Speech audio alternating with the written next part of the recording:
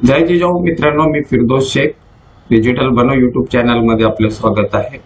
मित्रांनो, आपल्या दर्शकांच्या काही क्वेरीज आहेत, त्याचं सोल्युशन आपण या व्हिडिओमध्ये पाहूया. आपले दर्शक कॉमेंट्स करतात, सेंट्रल कास्ट सर्टिफिकेट काढताना एव्हिडन्स इन सपोर्ट मध्ये स्टेट कास्ट सर्टिफिकेट देऊ शकतो का? हे बघा, स्टेट कास्ट सर्टिफिकेट आहे आणि तुम्हाला सेंट्रल काढायचंय, तर तुम्ही सेंट्रलचा कास्ट सर्टिफिकेट काढताना स्टेटचा कास्ट सर्टिफिकेट जोडला तरी चालेल.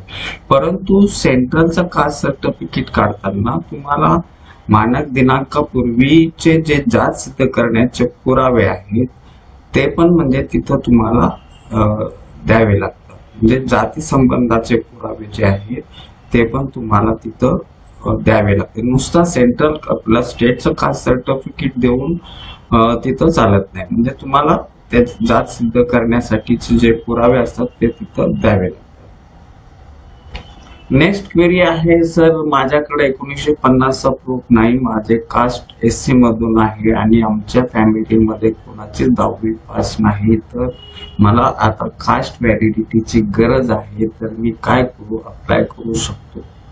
हे बघा, कास्ट व्हॅलिडिटी अप्लाय करण्यासाठी तुम्हाला पर्पज म्हणजे उद्देश तुम्हाला लागतो आणि त्या अनुरूप तुम्हाला संबंधित विभागाचा फॉर्म 15 आपण म्हणतो शिफारस पत्र, कव्हरिंग लेटर, ते पण लागतं. जर तुम्हाला कोणत्या कामासाठी, जसं शैक्षणिक काम असेल, निवडणूक असेल, सर्व्हिस असेल, तर या कामासाठी म्हणजे जर तुम्ही अप्लाय करणार असाल तर त्या संबंधित विभागाचा कव्हरिंग लेटर पण लागतो आणि अप्लाय करू शकतो. आणि दुसरी गोष्ट, तुम्हाला 1950 पूर्वीचा हा महाराष्ट्रातील कायमस्वरूपी रहिवास असल्याचा पुरावा लागणार आहे. जर तो तुम्ही दिला नाही तर मग तिथं तुम्हाला थोडीशी अडचण, त्रुटी निघल आणि जर तुम्ही ते देण्यात असक्षम झाला तर होऊ शकतो तुमची गृह चौकशी, दक्षता पथक मार्फत चौकशी होऊन मग तुम्हाला कास्ट व्हॅलिडिटी मिळेल. नेक्स्ट क्वेरी आहे, सर ओबीसी 33 कास्टचा आहे, माझे ग्रँडफादरचा बर्थ गाव मध्ये झाला होता, पण 1950-51 पासून मुंबईमध्ये राहत आहे. मी बीएमसी वोटर लिस्ट मधून 1960चा पुरावा काढला आहे, आता फक्त 1967 पूर्वीचा कास्ट प्रूफ पाहिजे. जर मी गावावरून गाव नमुना 14 घेतला तर कास्ट सर्टिफिकेट रिजेक्ट होईल की दुसऱ्या कुठल्या प्रूफ लावावं पाहिजे? कारण फादरच्या एलसी मध्ये नुसता हिंदू दिलेले आहे आणि ग्रँडफादरचे एलसी नाहीये. आता हे बघा, तुम्ही ओबीसी 13 म्हणजे 1967 पूर्वीचा मानक दिनांक, म्हणजे ओबीसी साठी 1967चा मानक दिनांक लागतो. आता 1967, आता तुम्ही जे गाव नमुना म्हणजे 14 घेतलेला आहे तुम्ही, म्हणजे त्याचा अर्थ असा होतो की तुमचा मूळ गाव जो आहे, तुमचा जो गाव नमुना 14 जो आहे, तो जो गाव आहे तो तुमचा मूळ गाव आहे. ठीक आहे, तुम्ही मूळ गाव सोडून मुंबईमध्ये 1967 पूर्वीपासून राहत असाल, तिथले डॉक्युमेंट असेल, परंतु तो तुमचा मूळ गाव होत नाही. तर त्याच्यासाठी तुम्हाला जे आहे हे पुरावे जे तुम्ही मुंबईचे देतात ते पण जोडा त्याच्यात, परंतु मूळ गाव हा महत्वाचा आहे आणि तुम्हाला जातीचा दाखला हे तुमच्या मूळ गावावरूनच काढावं लागणार आहे.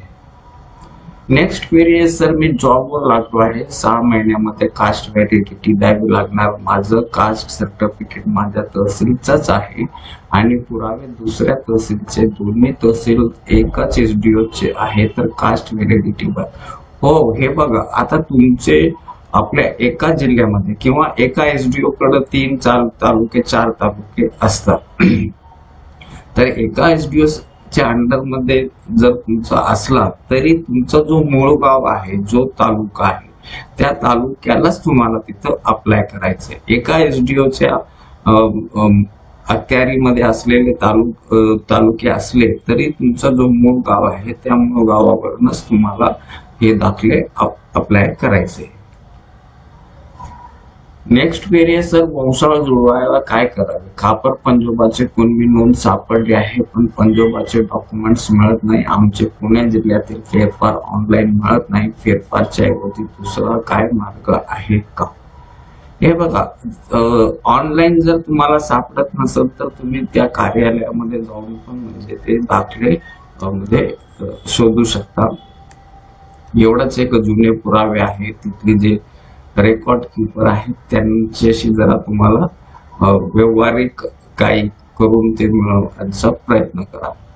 आणि राहिलेले प्रश्न म्हणजे वंशावळ जुळवायचा. तर वंशावळ जुळवायचं म्हणजे ते आपल्याला त्यांचे डॉक्युमेंट्स जर असेल तर वेल अँड गुड, जर नसेल तर मग ती वंशावळ, आता जसं तुम्ही पंजोबापासूनचे जेवढे पण ब्लड रिलेटिव्ह आहेत ते म्हणजे पंजोबांना म्हणजे किती आजोबा होते, आजोबा, चुलत आजोबा, त्यांच्यानंतर त्यांचे मग आजोबाचे, मग तुमचे वडील, मोठे काका, लहान काका, असे या प्रकारे चुलत आजोबांचे मग नातेसंबंध, हे सगळं जरा वंशावळ सविस्तर विस्तृत करा. म्हणजे तुमचा जो 90% जो सिद्ध करण्याचा काम आहे तो पूर्ण होतो. आणि त्या अनुरूप डॉक्युमेंट लावण्याचा प्रयत्न करा. नेक्स्ट क्वेरी आहे सर, महसुली पुरावा नसेल तर आजोबाचा टीसीने एसटी कास्ट व्हॅलिडिटी निघत का? हे बघा, महसुली पुरावेच पाहिजे अशी काही गरज नाहीये. जर आपले आजोबा पंजोबा यांचे जर म्हणजे शैक्षणिक पुरावे पण असेल तर त्याच्यानी पण आपली जात सिद्ध करू शकतो. आणि पुढे लिहित आहेत, पंजोबाच्या भावाचा जन्म सर्टिफिकेटने व्हॅलिडिटी निघेल का?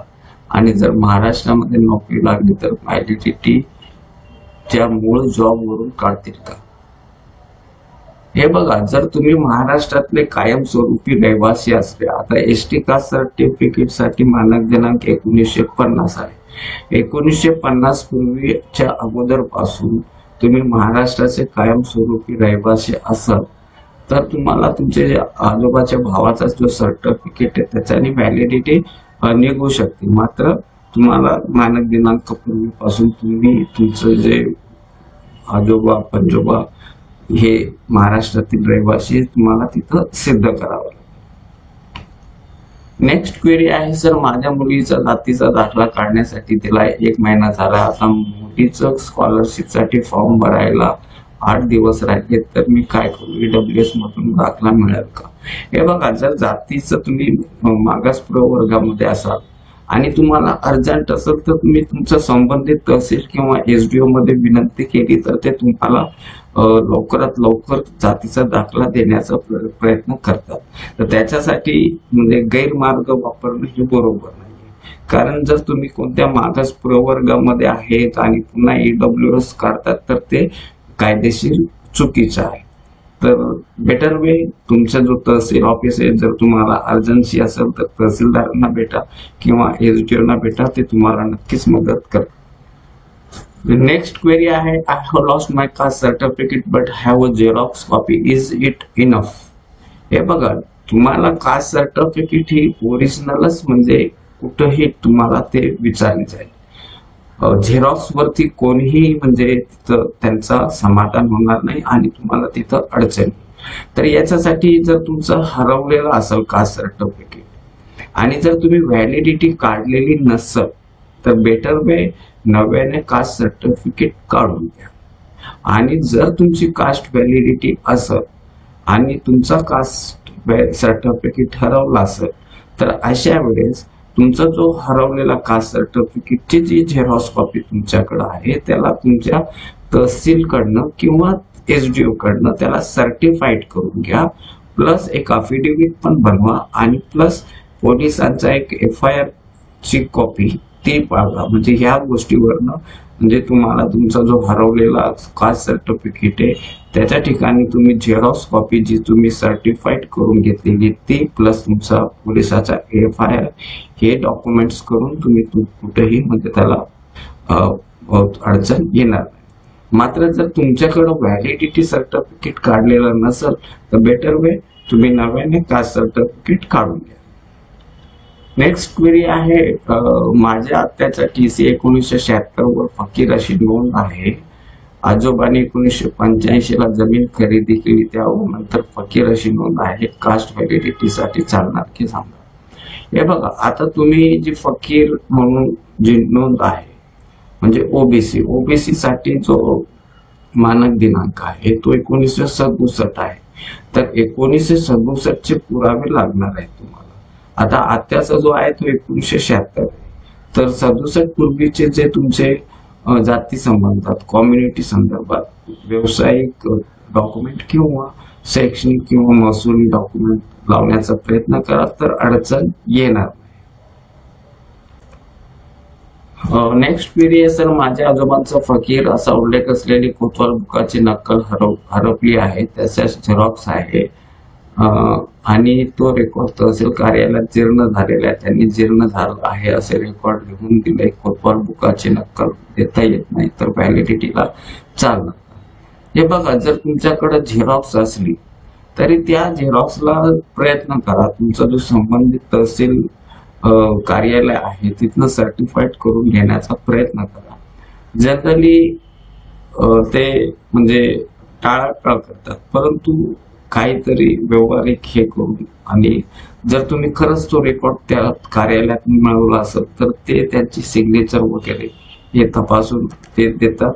थोडासा व्यवहारिक ज्ञान ठेवा म्हणजे होईल.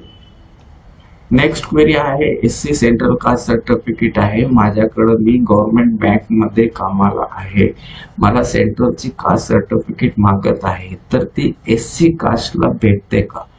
जर भेटते तर ऑफिसला मला काय लेटर द्यावं लागेल का? त्याचा काही फॉर्मॅट असतो? हे बघा, सेंट्रल कास्ट सर्टिफिकेट हा प्रत्येक जातीसाठी असतो, एससी असो, एसटी असो किंवा ओबीसी. कारण सेंट्रल मध्ये 3च जाती आहेत, एससी, एसटी, ओबीसी.